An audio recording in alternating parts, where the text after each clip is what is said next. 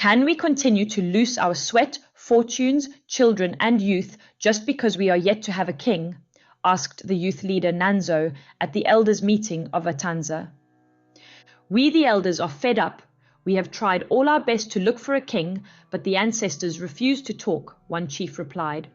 What is then delaying us from choosing a king? Asked the Atanza youth. The detector, the chiefs screamed. What or who is the detector, human or spirit? When and where can we find him or her?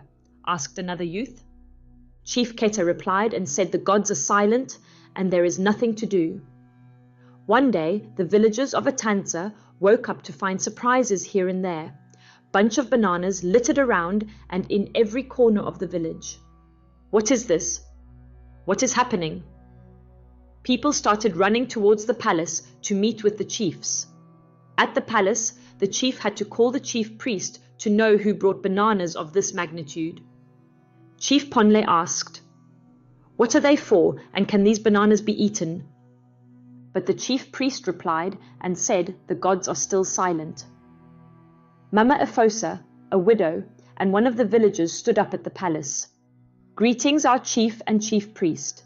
The bananas must be from the gods to test us. Let us put the bananas in a barn for some days, and what the gods will do or say.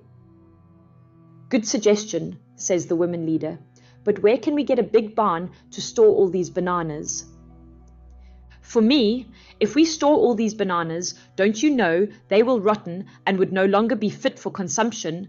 Then we will look foolish in the presence of the gods, interrupted Okondo, the chief hunter. What can we do then? The villagers asked. Okay, good people of Atanza, return to your homes, go and do what pleases you with the bananas since the gods are silent. The people of Atanza left the palace and went home. On their way home, they realized all the bananas were gone. What is this? With commotion everywhere, some villagers started packing to leave the village as they were saying things like this, haven't been seen before. Unseen forces, ghosts have taken over Atanza, and before push comes to shove, it's better we all leave this village. Mama Efosa stood her ground and tried to convince some villagers. This is your land. Where are you going? Please don't leave.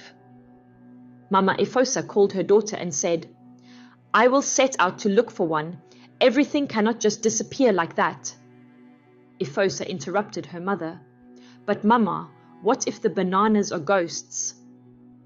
I will store the bananas in the barn at the back of the hut, and I am sure something will definitely happen, but first let me go and find it. Mama Efosa searched and searched, but couldn't find one single banana. One night, Okondo decided to go hunting in the forest as the youth celebration day is near. They have planned to celebrate their festival with different bushmeat and daily palm wine. As the hunters were about to leave, Mama Efosa said to him, Okondo, I have a very bad feeling about this night. I don't want you to go to the forest. Mama Efosa, I am a very strong man. I have seen ghosts, spirits, and even the ferocious animals of all time. I will go and come back. We the hunters give ourselves signs. In case anyone is in harm's way or hurt, we help each other. But tonight, let us go out in twos so as to help each other, advised the chief hunter. The farther the hunters move, the thicker the forest. Alani and Fozo were paired up and they started moving as well. As they continued to move, heaps of bananas from nowhere started dropping. Alani faced Fozo. These bananas again? He said angrily. What should we do? Should we take some to Mama Efosa to keep them, or should we eat them like Okondo said? Fozo replied, I will rather take them to Mama Efosa. After some days, like she said, if they are ghosts, they will rotten or starve to death. Alan laughed at Fozo's response. They then tried to call the other hunters as they were shouting. More bananas were dropping so much, so it built a wall around them. Ha ha! What do we do? Fozo asked, visibly terrified at this point. Alani took his gun and angrily shot at the banana wall.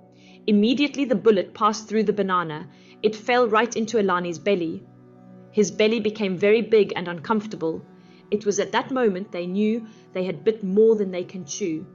They tried to say their magic words, but nothing was happening. They were there for 6 days, and on the 7th day, Alani's belly had become so big and uncomfortable that Fozo started cutting the bananas. But as he cuts, the more he loses his energy.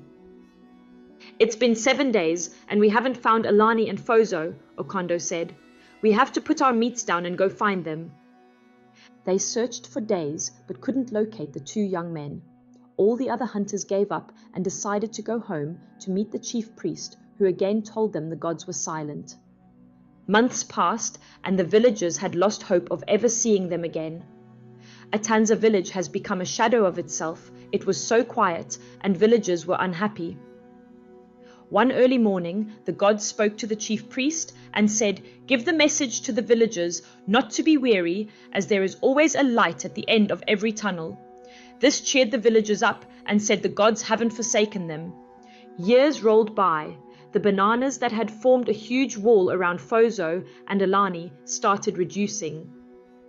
Unknowingly to the villagers, the gods had specifically hidden both Alan and Fozo away in the forest and would usually send them food, music, maidens, and all the nicest things. Alani's belly had gone down as he was treated by the spirits. The bananas disappeared, and now they can return to the village. As they were walking, from a distance, they could hear some music and decided to walk towards it. "Stop there, young men! What are you doing in this forest?" asked Tamapray.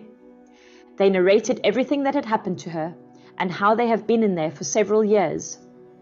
Tamapray told them not to worry. She has several powers and would ask the gods what the bananas means to the people of Atanza.